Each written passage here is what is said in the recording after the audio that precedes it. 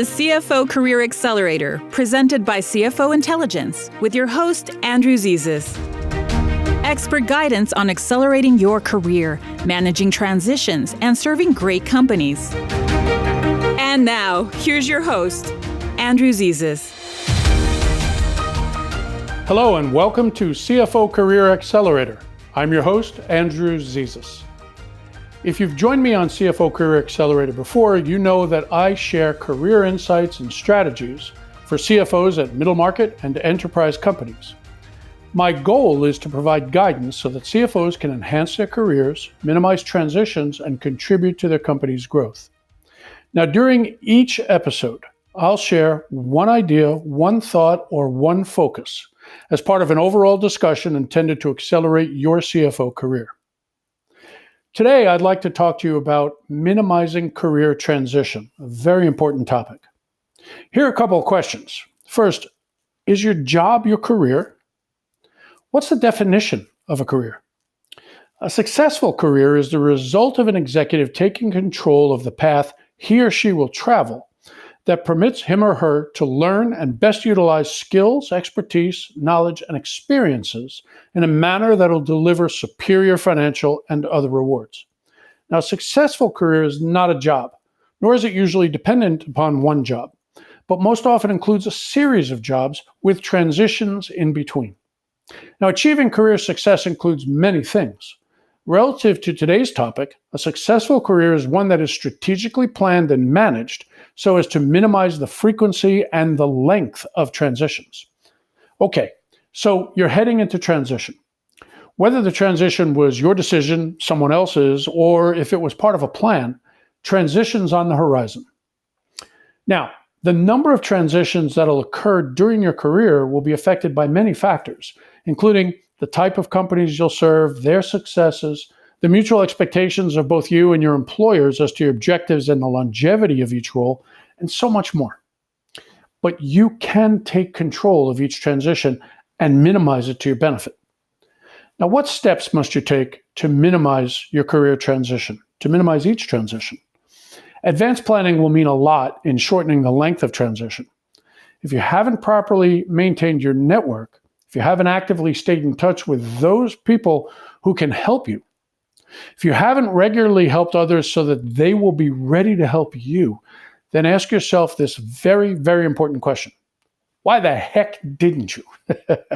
Now, slap yourself in the head and get to work.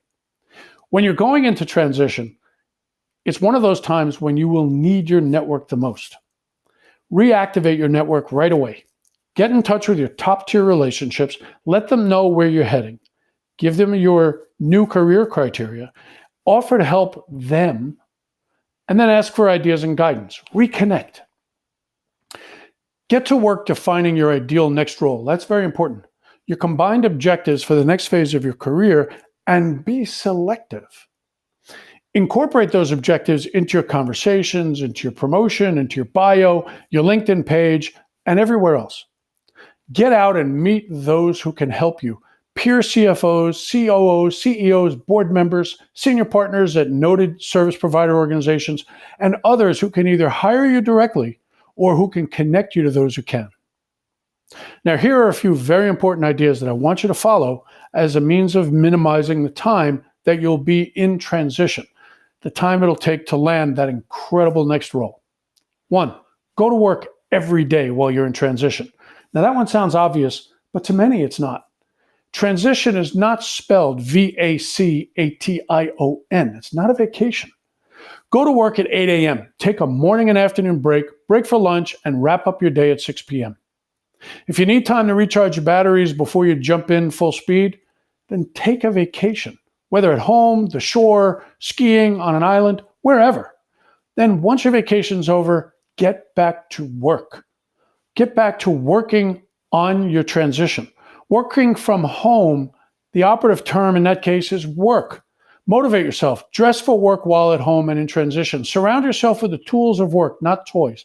Have a workplace at home, a place where you will only work and not play.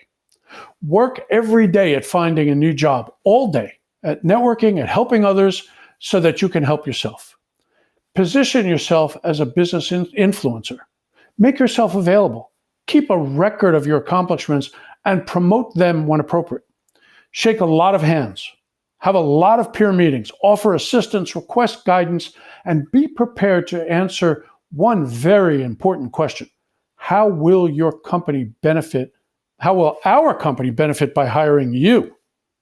Now, transition can be tough, or if managed intelligently, it can be a time to regroup and point yourself in a new and exciting direction. I hope these ideas will be helpful to you in minimizing career transition.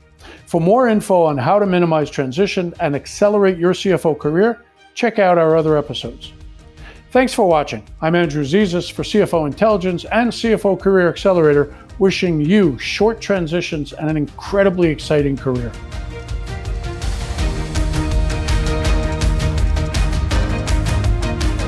Thanks for joining us on CFO Career Accelerator, presented by CFO Intelligence with host Andrew Zezas. If how you serve your company and your career would be enhanced by connecting with peer CFOs from around the country, visit CFOintel.com to explore the benefits of becoming a CFO Intelligence member.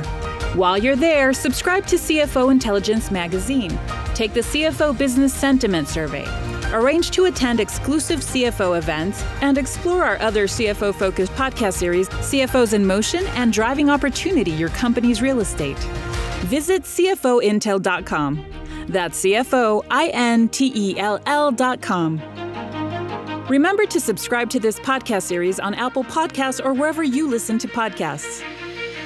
This has been CFO Career Accelerator, presented by CFO Intelligence with your host, Andrew Zezas. We'll see you next time. The opinions and views presented on this podcast by Andrew Zezas are his own and may not be relied upon as fact. The opinions and views of others who appear on this show are their own as well, and may not be relied upon as fact or for any other purpose. Opinions and views and other information are provided for general information and educational purposes only.